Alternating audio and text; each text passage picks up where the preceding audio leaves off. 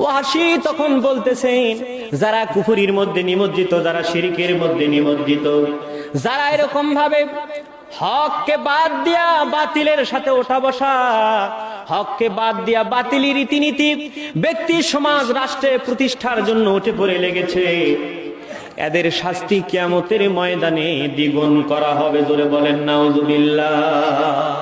যারা কোরআন মানে না তাদের ব্যক্তি সমাজ রাষ্ট্রে, যারা কোরআন মানে না হাদিস অনুযায়ী, এদের শাস্তি কিয়ামতের দিনে সাধারণ মানুষের চেয়ে বেশি হবে। জোরে বলেন নাউজুবিল্লাহ।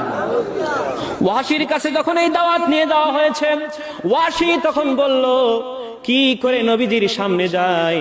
আমি তো বড় অন্যায় করে ফেলেছি, নবীর প্রাণের দিক প্রিয় হযরত হামজাকে এরকম ভাবে শহীদ করে দিয়েছি, আমি তার কাছে যেতে পারবো না।